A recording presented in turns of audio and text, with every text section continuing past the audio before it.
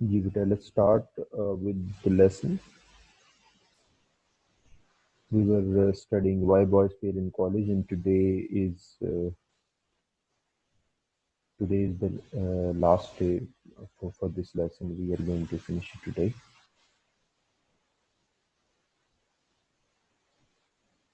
Last जो reason हमने पढ़ी थी फेलियर की, उसमें the reason was financial pressure on the boys, जिसकी वजह से उनको नाकामी होती है, और फिर उसके कुछ सोल्यूशन की तरफ भी हमने देखा। नाउ विल सी के एक और जो फेलियर की रीज़न है स्टूडेंट्स की लाइफ में, कॉलेज जो लाइफ है उनकी, उसमें वो क्या है। So the writer says there are always a goodly number of undergraduates whose heads are turned.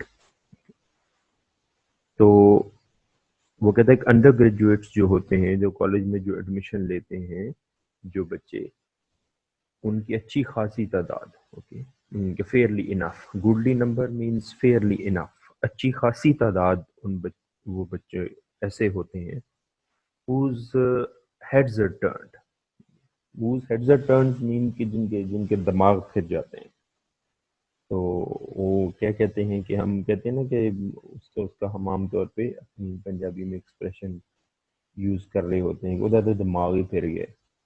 तो ऐसे बच्चे कि जो बेसिक जो एम है कॉलेज में आने का, उसको वो अंडरस्टैंड नहीं कर पाते। वो समझते हैं कि कॉलेज शायद इस चीज़ के लिए नहीं बना, बल्कि कॉलेज का मकसद कुछ और है। वो जो कॉलेज का बेसिक एम है उसको ही वो क्या करते हैं, बदल देते हैं। And whose judgment is perverted by the attractiveness of athletic sports and library, whose judgment is perverted by attractiveness of athletic sports and literary so-called activity. तो उनकी जो जजमेंट है, उनकी जो ओपिनियन है, जो उनका एस्टीमेट है चीज़ों के बारे में, या उनकी जो डिसर्नमेंट है, जो चीज़ों का जायज़ा लेना है, वो क्या हो जाता है, इट इज़ परवर्टेड। अब जो परवर्टेड जब जो चीज़ होती है वो ये होती है कि आपको एक चीज़ की जो एक पॉजिटिव साइड है वो आपको नज़र ही नहीं आ रही होती। यू आर अनएबल टू जज, okay, the positive side of anything, or you can say that you turn aside, or you go away from what is good or right or true, okay। तो आप जो morally right होता है वो आप उससे हट गए होते हैं, मीन्स कि आपका माइंड एक तरह से, या आप जजमेंट जो है वो करप्ट हो जाती है, okay? तो आप मिसडायरेक्टेड हो जाते हैं, आप प्रॉपर सिमत में नहीं रहते। तो वो कहते हैं उनकी जो ओपिनियन, उनकी जो जजमेंट है वो क्या हो जाती है, वो मिस डायरेक्ट हो जाती है, उनकी ओपिनियन करप्ट हो जाती है। किस वजह से? By the attractiveness of athletic sports. के कॉलेज में जो एथलेटिक्स हैं, जो गेम्स हैं, जो स्पोर्ट्स हैं, ओके, उनकी वजह से वो उसकी तरफ अट्रैक्ट हो जाते हैं। और उसके साथ साथ दूसरा, and literary so called activity. और आमतौर पे ये जो अदबी सरगर्मियाँ होती हैं, इनकी वजह से कि बच्चा स्पीच कर रहा है और ऐसे कंपटीशन में हिस्सा ले रहा है, ये सब कुछ कर रहा है। अब आप सोच रहे होंगे कि कॉलेज में स्पोर्ट्स एक्टिविटीज़ भी होती हैं, लिटरेरी एक्टिविटीज़ भी होती हैं, तो व्हाट इज़ दैट कि जो हम ये कह रहे हैं कि उनकी जजमेंट ख़राब हो चुकी है, बच्चा जो है वो लिटरेरी एक्टिविटीज़ में भी हिस्सा ना ले, या वो एथलेटिक स्पोर्ट्स में भी हिस्सा न ले। नॉट एट ऑल, ऐसा उसका मकसद नहीं है, बल्कि राइटर ये चाहता है कि आप ये रिकग्नाइज करें कि कॉलेज की जो सबसे इम्पोर्टेंट रिस्पॉन्सिबिलिटी है, या जिस मकसद के लिए कॉलेज बना है, दैट इज एजुकेशन। और ये activities, they have their importance but they have secondary importance, they do not have the primary importance। लेकिन अगर आप इन चीज़ों को आप ये समझ लें कि ये कॉलेज की इतनी बड़ी बिल्डिंग और इसमें लाइब्रेरी और ये सब कुछ, और जितना भी गवर्नमेंट उसके ऊपर जो खर्च कर रही है वो इसलिए बना है कि हम वहाँ पर जाएं और गेम्स खेल सकें, या हम वहाँ पर जाएं और स्पीच कर सकें, या हम कुछ लिटरेरी एक्टिविटीज में हिस्सा ले सकें, तो that is what he says that their judgement is perverted. कि ये परवर्टेड जजमेंट है। परवर्टेड जजमेंट है कि आप ये समझ रहे हैं कि ये प्राइमरी पर्पज है उस कॉलेज का, और सेकेंडरी पर्पज क्या है, चलें पढ़ भी लेते हैं वहां पर आए। तो राइटर क्या कहता है कि this is not the right approach. Okay, so what does he से, all of these features of college life have their place। वो कहता है कि ये जो फीचर्स हैं, लिटरेरी एक्टिविटीज और athletic sports, they have their place, इनकी इंपॉर्टेंस है, nobody can deny their importance and should receive the support of those students who are interested in them। और जो स्टूडेंट उसमें दिलचस्पी लेते हैं, ये जो फीचर्स हैं इनको उन उन उन स्टूडेंट की जो स्पोर्ट है वो हासिल होनी चाहिए, वो स्टूडेंट उसकी तरफ जो है वो जाने चाहिए, और उन स्टूडेंट्स को खेलना भी चाहिए, लिटरेरी एक्टिविटी में भी हिस्सा लेना चाहिए वो उसे। और यही मैंने पहले आपको बता दिया कि वो जो लिटरेरी एक्टिविटीज हैं उसको आप प्राइमरी पर्पज ना समझें। ठीक है, आप पढ़ें और साथ लिटरेरी एक्टिविटी में हिस्सा लें, आप पढ़ें और साथ स्पोर्ट्स में हिस्सा लें, so that is all right, no problem. लेकिन अगर आप सिर्फ लिटरेरी एक्टिविटी में हिस्सा लेंगे या सिर्फ आप खेलेंगे, तो देर इज द प्रॉब्लम। और आप ये भी कह सकते हैं कि नहीं नहीं, हम तो दोनों जो एक्टिविटीज हैं वो हम करते हैं, और उसमें, और बहुत से स्टूडेंट ये समझ रहे होते हैं कि वो शायद पढ़ रहे हैं, लेकिन वो पढ़ नहीं रहे होते, बल्कि वो कॉलेज में शायद उसी लिटरेरी एक्टिविटी या उसी एथलेटिक स्पोर्ट्स के लिए ये आए होते हैं। सो वो क्या कहता है कि कॉलेज लाइफ में ये फीचर्स हैं, और वो students, in my experience the awakening of a clear judgement is as to what the college is for is not as difficult as is often supposed। तो वो राइटर हमें ये भी बताता है कि, तो ये कहता है कि अब आपने क्या करना है, या टीचर्स ने क्या करना है, उन्होंने बच्चों के अंदर एक क्लियर जजमेंट को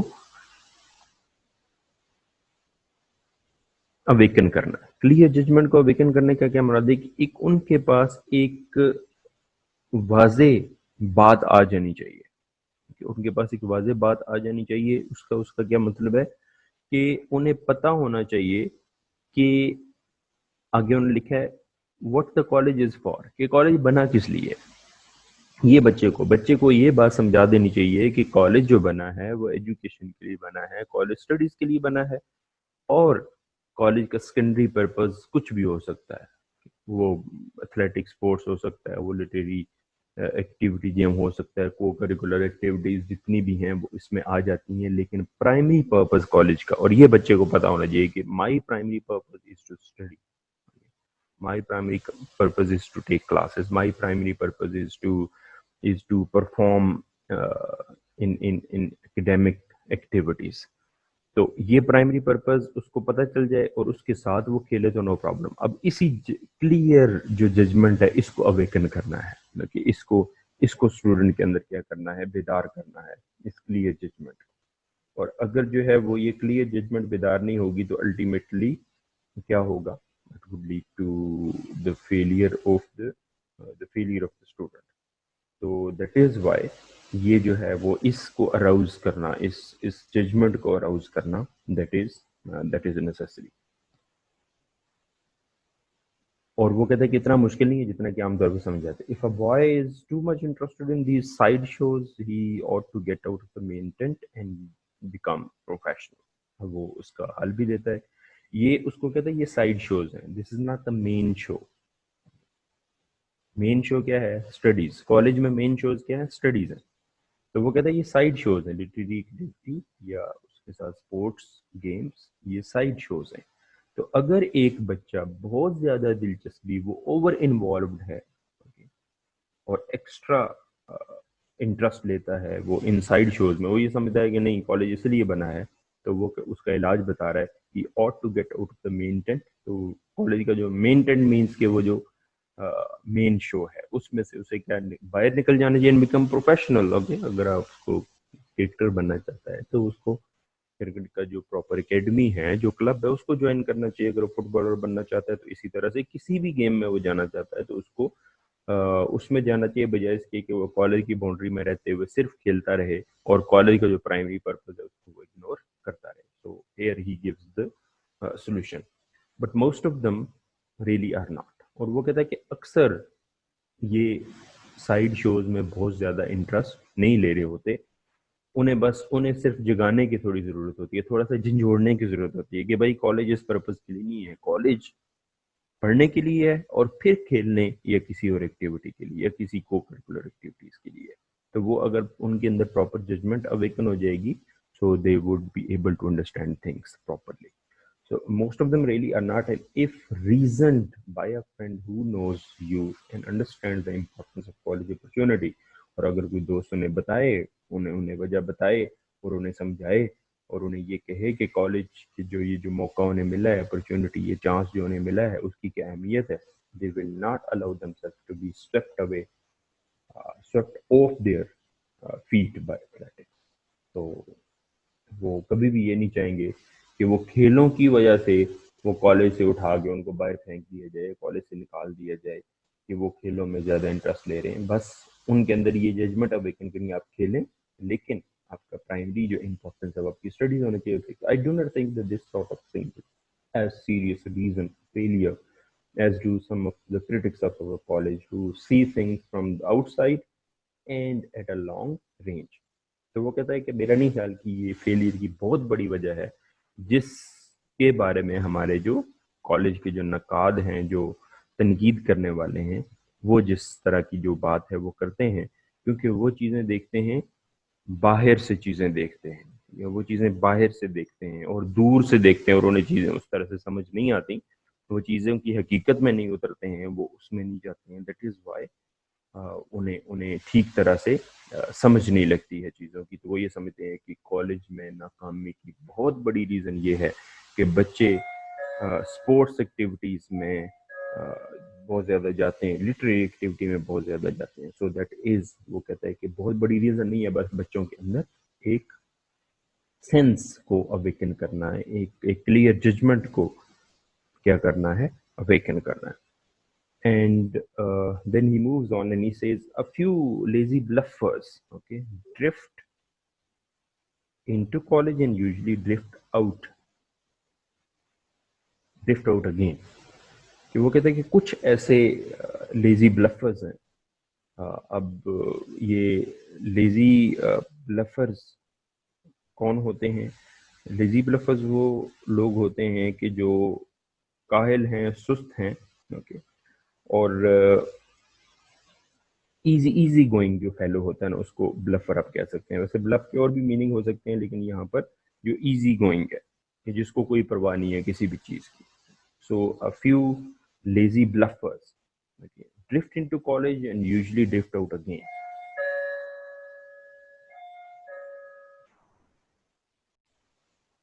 ये लेजी ब्लफर्स तो आपको हर कॉलेज में मिल जाते हैं। और ड्रिफ्ट आमतौर पे आपने देखा होगा कि अगर किसी पानी के ऊपर आप कागज से बनी हुई कश्ती या कोई भी हल्की सी चीज आप छोड़ दें तो उसका अपना कोई जोर नहीं होता है, वो पानी के जोर पे चली जाती है, कभी इधर कभी उधर टकराती है, ये सब कुछ। तो वो क्योंकि उस चीज का कोई मकसद नहीं है बेसिकली। अब देखें, एक इंसान जब पानी के अंदर जाता है तो वो एक सिमत से दाखिल होता है, दूसरी सिमत से निकलता है, या वो बाहर निकलने की कोशिश करता है। क्यों? क्योंकि उसके पता है कि मैंने उस पानी में से बाहर निकलना है और मैंने स्ट्रगल करनी है। लेकिन अगर आप वहां पे किसी तिनके को देखें तो वो तिनका कभी पानी उठा के इधर फेंकेगा, कभी उधर फेंकेगा, जिधर पानी का जोर होगा वो चलता जाएगा। तो इट मीन्स कि उस तिनके का कोई मकसद नहीं है। तो ये जो लेजी ब्लफर्स हैं बेसिकली, ये कॉलेज में बस ऐसे ही आ जाते हैं और ऐसे ही निकल जाते हैं, उनका कोई बेसिक पर्पज नहीं है लाइफ का। तो इसीलिए वो कॉलेज को बिल्कुल सीरियस भी नहीं लेते। So most of them have not found any serious interest in life. और अक्सर जो है उन्हें ज़िंदगी में कोई एक संजीदा जो मकसद होता है वो उनका नहीं है, कोई संजीदगी के साथ वो ज़िंदगी में दिलचस्पी नहीं लेते। आपके इर्द गिर्द बहुत से ऐसे स्टूडेंट्स होते होंगे, there is no need to point out. तो अब कई क्या होता है कि कई बहुत अच्छे स्टूडेंट्स इन स्टूडेंट की कंपनी में जाके उसी कंपनी का शिकार हो जाते हैं। तो वो कॉलेज जो अपॉर्चुनिटी उनको मिली होती है, 2 ईयर्स 3 ईयर्स 4 ईयर्स, वो अपॉर्चुनिटीज आया हो जाती है, वो ये समझते हैं कि college is all about fun, और वो उसी एक्टिविटीज में वो रहते हैं और अपनी study means doing fun is not something negative, लेकिन doing fun all the time is something negative. इनके ये नहीं कि एक बच्चा जो है वो मुकम्मल तौर पे अपने माइंड को फोकस करके 24 घंटे बैठा रहे, and he should not pay attention to any other thing, जिससे उसको लाफ्टर मिल सके, जिसको वो अपने आप को थोड़ा इजी फील करा सके, समथिंग लाइक दिस। नो, तो ऐसा नहीं है। मीन के यू शुड इंजॉय, लेकिन उसमें जो आपका सीरियस इंटरेस्ट है लाइफ में, या सीरियस पर्पस जो लाइफ में है, वो आपकी आंखों के सामने रहना चाहिए। So the primary thing is your education. उसके अलावा आप लिटरेरी एक्टिविटीज में हिस्सा लें, आप स्पोर्ट्स में हिस्सा लें, आप दूसरों के साथ फन करें, एंजॉय करें, दैट इज ऑलराइट। लेकिन if your purpose is all the time to have fun और something, so that is something very much negative. So it is usually wise to let them retire to the cold world for a reason, and find out by experience how much demand there is for lazy developer। अब वो यहाँ पे solution दे रहा है कि ऐसे बच्चों के लिए एक जो है वो सोल्यूशन है, वो ये है कि उन्हें जो है ये जो बाहर की दुनिया है, ओके, उसमें क्या कर दिया जाए, छोड़ दिया जाए। ओके, जो ये जो इनडिफरेंट वर्ल्ड है, ये जो इम्पर्सनल सी जो दुनिया है, ये जो समटाइम्स कह सकते हैं कि ग्लूमी या डिप्रेसिंग वर्ल्ड है, इसमें ये सख्त जो दुनिया है, ओके, इसमें, क्योंकि वो तो अभी तो वो पेरेंट्स और टीचर्स और उसकी वो पेम्परिंग में शामिल होते हैं ना, दे डू नॉट नो कि लाइफ वाकई ऐसी है, इज लाइफ ऑल फन। अभी उनकी ये ओपिनियन या जजमेंट जो है वो नहीं बनी होती कि क्या वाकया जिंदगी सिर्फ इंजॉयमेंट का नाम है, या जिंदगी किसी और चीज का नाम है। तो वो कहते हैं कि ऐसे बच्चों को जरा इस जो सख्ती की दुनिया ने इसमें जरा छोड़ देना चाहिए, retire to the old world, okay, for a reason. और उसकी एक वजह है, वो क्या है, ताकि वो खुद ब खुद जान सके, अपने तजर्बे से जान सके, ओके, कि ये इसी तरह के लेजी ब्लफर्स की लाइफ में कितनी जरूरत है। Okay, so how much demand there is for a lazy bluffer. किस तरह के इजी गोइंग, कुछ नहीं होता, ठीक है, कर लेंगे, इट्स ओके। तो ये जो इस तरह के लेजी ब्लफर्स की जिंदगी में कितनी जगह है, लाइफ में कितनी जगह, कितनी डिमांड है, कितने लोग उनको वो जॉब्स देते हैं, कितने लोग उनको जो है वो कितना वो बिजनेस खुद से कर सकते हैं, या कुछ भी। क्योंकि जो लेजी ब्लफर होगा ऑब्वियसली वो तो किसी भी तरह का काम करने से कासिर होगा। तो sometimes they learn their lesson and return to do first aid work. और कभी कभी तो वो बहुत जल्दी अपना सबक सीख जाते हैं, और वो कहते हैं कि अब हमने जबरदस्त किस्म का काम करना है, क्योंकि लाइफ बड़ी सख्त है।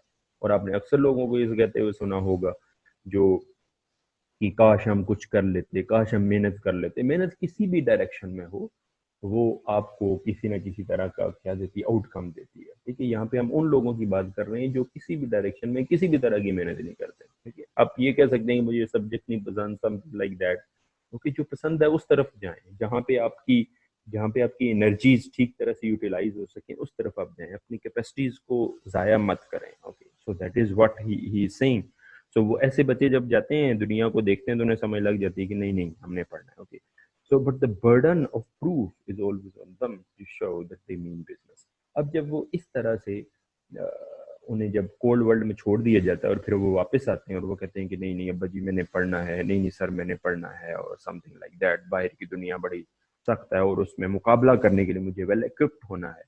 तो फिर उनके ऊपर हमेशा बर्डन ऑफ प्रूफ क्या है कि उनके ऊपर अपने आप को ठीक साबित करने का बोझ रहता है। कि एक बंदा है ना जो चोरी करता है, तो वो अगर पकड़ा जाए और फिर उसको सजा हो, तो सजा में अगर वो ये कहे कि आइंदा मैं नहीं करूंगा, तो हमेशा फिर उसके सर पर ये तलवार मंडलाती रहेगी कि मैंने वादा किया हुआ कि आइंदा मैं नहीं करूंगा। Okay, so burden proof is always on them to show that they mean business. अब वो उन्हें ये दिखाना पड़ेगा। मीन समटाइम्स एक स्टूडेंट जो है वो एक क्लास में मीन्स आई स्टिल रिमेम्बर कि सुपर सेक्शन में देयर वाज अ स्टूडेंट, उसने अच्छा परफॉर्म नहीं किया और फिर उसने फर्स्ट ईयर को रिपीट किया, और जब फर्स्ट ईयर को दोबारा रिपीट किया तो दोबारा से उस मार्क्स की वजह से, मैट्रिक के मार्क्स की वजह से सुपर सेक्शन में आ रहा था। तो मैंने उनसे कहा बेटा आपने तो लास्ट ईयर भी कुछ परफॉर्म नहीं किया, तो I would not allow you to sit in super section. उसने कहा कि सर मैं इस बार मेहनत करूंगा, एंड आई स्टिल रिमेम्बर कि ही रियली वर्कड। ओके, और उसने फर्स्ट ईयर में बहुत अच्छे मार्क्स दोबारा से जो वो लिए। तो मैंने उस पर बिलीव किया और उसने अपने आप से वादा किया कि मैंने 1 ईयर अपना वेस्ट किया है और अब मैं अपना साल जाया नहीं करूंगा। So that is what some mean the burden of proof is on them, so they they have to show that they mean business. So अब ये प्रॉब्लम्स भी कॉलेज में फेलियर की यहाँ पर राइटर ने हमें बताई और उसका इलाज भी कुछ हमें बताया. And then we are moving to the concluding paragraph. On the whole, the problem that the college dean faces calls for about the same diagnostic ability as the physicians. और वो कहते हैं कि अगर हम इन सारी बातों का मजमूआ बयान करें तो वो यही है कि जो कॉलेज का डीन है, कॉलेज का जो सरबराह है, कॉलेज का जो प्रिंसिपल है, वो भी इसी तरह का जो डायलेमा है वो फेस करता है, क्योंकि उसके अंदर एबिलिटी एक डॉक्टर की सी होनी चाहिए, तशखीसी एबिलिटी उसके पास होनी चाहिए. तशखीसी एबिलिटी का क्या मतलब है कि उसे पता चल जाना चाहिए कॉलेज प्रिंसिपल को, कॉलेज डीन को, कि मेरे किन स्टूडेंट्स के साथ कौन सा मसला है. और यही एक तरह की जो आप कह सकते हैं एबिलिटी वो टीचर्स में भी होनी चाहिए, जो आमतौर पे कम होती है. लेकिन इसके बाद डायग्नोस्टिक एबिलिटी यही है कि स्टूडेंट की जो असल बीमारी है या उसकी फेलियर की जो असल रीजन है उस तक वो पहुंच जाए और उसको क्या कर दे. जैसे कि समटाइम्स हम स्टूडेंट कहते हैं, हम कहते हैं बेटा you are very intelligent, you don't work hard. एक हम कहते हैं कि आप तो बस खेलों से ही नहीं निकलते हैं, आपकी तो जो उधर ही है. ओके. और आप एक हम किसी को कहते हैं कि आप तो बैड कंपनी का जो शिकार हैं. तो बेसिकली ये वो बीमारियां होती हैं जिनकी तरफ टीचर या आपका जो पेरेंट्स हैं वो क्या कर रहे होते हैं, इंडिकेट कर रहे होते हैं. और this is not all about advice, this is all about कि ये आप में लैक है, ये डेफिशिएंसी, ये कमी, इसको आपने दूर करना है. तो अगर वो ये कर रहा है, ओके, डायग्नोस्टिक एबिलिटी उसके अंदर है, या वो एक फिजिशियन की ability, he is helping the young man under him to see life steadily.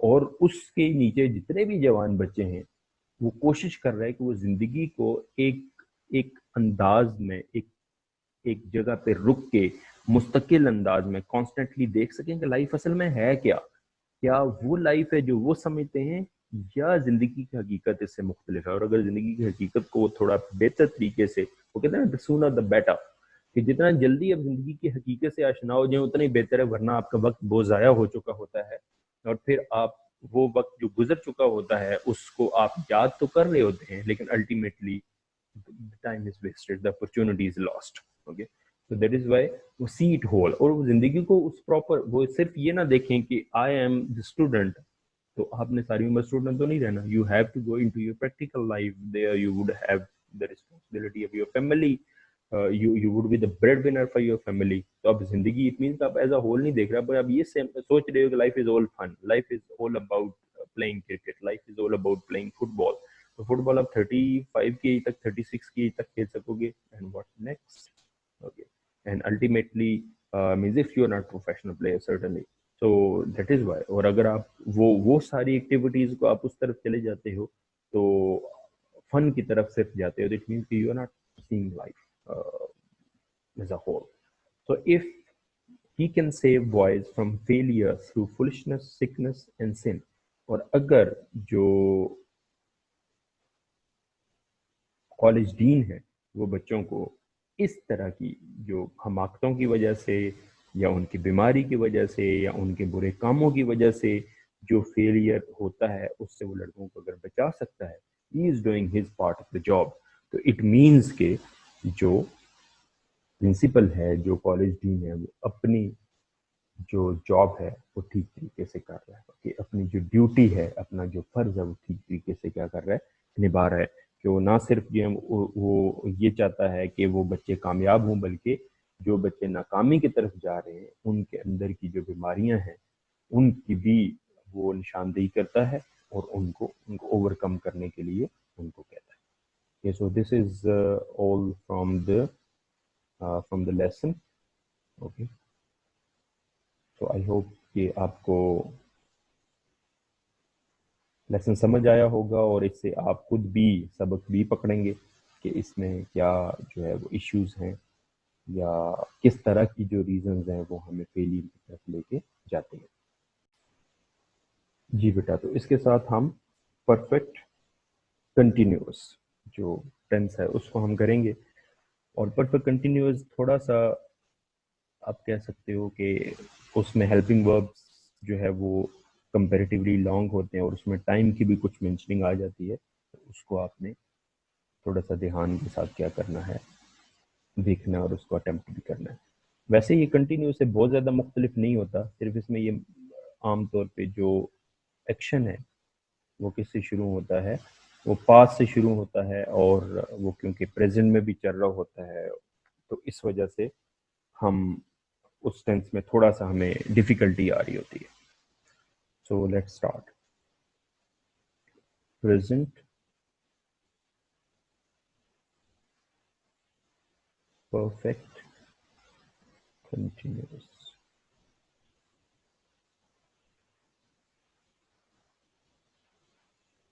इसका भी तो जो स्ट्रक्चर है that is subject plus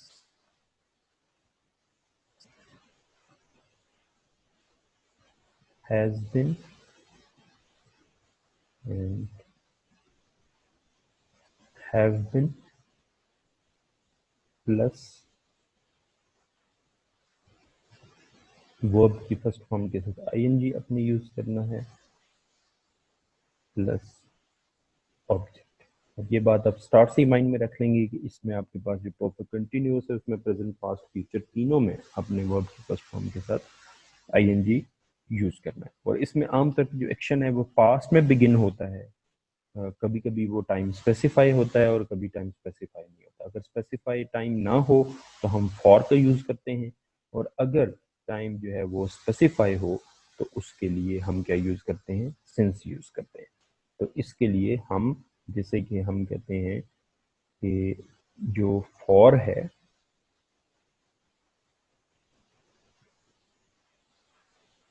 for use होता है पीरियड ऑफ टाइम के लिए, period of time. Since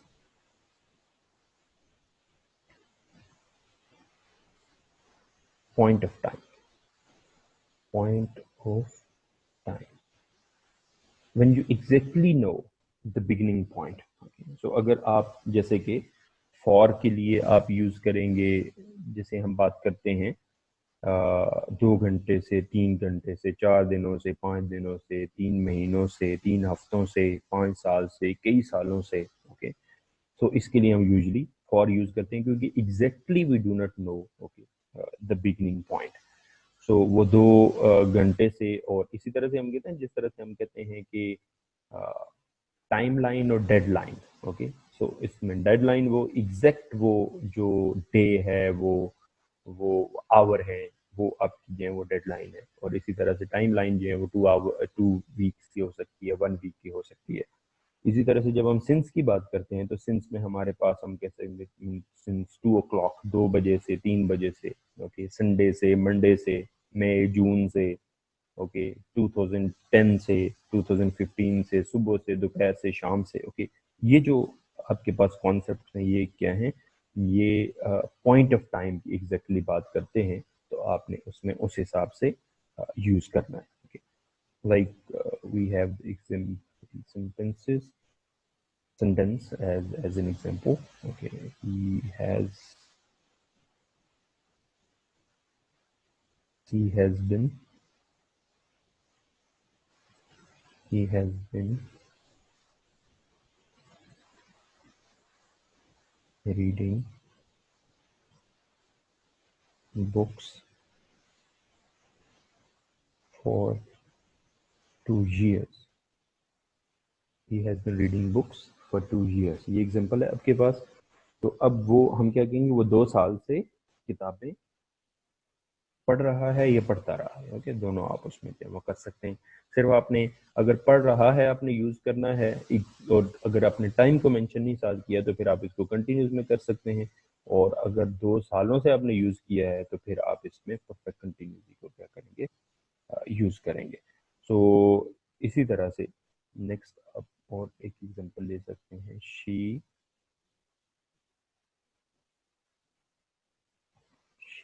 has been she has been waiting for you, he has been waiting for you since morning। तो ये बेटा ये सिंस मॉर्निंग आ गया, यहाँ पे हमने जो है क्योंकि पॉइंट ऑफ टाइम है मॉर्निंग है, so that is why we have mention since. और इसका नेगेटिव या इंट्रोगेटिव बनाने के लिए वही सेम वे होगा। ओके, हैज़ के बाद आप नॉट का यूज कर देंगे तो नेगेटिव बन जाएगा, और हैज़ या हैव दोनों में से स्टार्ट में ले आएंगे। लाइक इन सेंटेंसेस में he has not been reading books, और has he been reading books, she has not been waiting, और has she been waiting. Okay, वो सेम वे है हर एक इंग्लिश के सेंटेंस में, आप इसी तरह का क्या करते हो, बनाते हो। स्ट्रक्चर जो है वो सेम ही रहता है ऑलमोस्ट। हेल्पिंग वर्ब के बाद नॉट, हेल्पिंग वर्ब को स्टार्ट में, क्योंकि यहाँ पे टू हेल्पिंग वर्ब हैं तो फर्स्ट वाला आप स्टार्ट में लेके आते हैं, तो आप क्या बनाते हैं, तो इसमें कंटिन्यूटी होती है, लेकिन वो कंटिन्यूटी पास से नहीं, जो एक्शन पास से शुरू होता है, दैट इज व्हाट वी से कि उसमें कंटिन्यूटी पाई जाती है। अब बेटा सेंटेंसेस आप लिख लें जल्दी से, time is very much less. माली सुबह से पौधों की काट छांट कर रहा है। ओके, माली सुबह से पौधों की काट छांट कर रहा है। तो काट छांट के लिए हम क्या करते हैं, ट्रिमिंग का वर्ड यूज करते हैं। नेक्स्ट सेंटेंस है, वो बीमारी के बावजूद दफ्तर आता रहा है। ओके, तो यहाँ पे टाइम नहीं मेंशन, लेकिन वो आपने उसको परफेक्ट कंटिन्यूस के हिसाब से करना, प्रेजेंट परफेक्ट कंटिन्यूस के हिसाब से। वो बीमारी के बावजूद दफ्तर में आता रहा है, तो बीमारी के बावजूद इन स्पाइट ऑफ इलनेस, ठीक है, in spite of illness you can write, या डिस्पाइट इलनेस आप लगा सकते हैं। नेक्स्ट, वो लोगों को सही रास्ते पर चलने की तलकीन करते रहे हैं। वो लोगों को सही रास्ते पर चलने की तलकीन करते रहे। ओके, तो तलकीन के लिए आप एडवाइजिंग का वर्ड यूज कर सकते हैं, और चलने के लिए आप अडॉप्ट का वर्ड यूज कर सकते हैं, एडवाइज और एडवाइजिंग और अडॉप्ट। नेक्स्ट बेटा, आप अपना वक्त फजूल बातों में ज़ाया क्यों करते रहे हैं। आप अपना वक्त फजूल बातों में ज़ाया क्यों करते हैं। आइडल टॉक्स आप यूज़ कर सकते हैं फजूल बातों के लिए, फजूल के लिए आप आइडल का वर्ड यूज़ कर सकते हैं। फजूल बातों में क्यों ज़ाया करते रहे हैं। नेक्स्ट, क्या वो कई रोज़ से ऐसी अफवाहें फैला रहे हैं या फैलाते रहे हैं। तो फैलाने के लिए स्प्रेड का वर्ड यूज़ होगा, और अफवाहों के लिए हम यूज़ करेंगे रूमर्स, रूमर्स। नेक्स्ट, वो सारी उम्र मेरी मुखालफत करता रहा है। वो सारी उम्र मेरी मुखालफत करता है।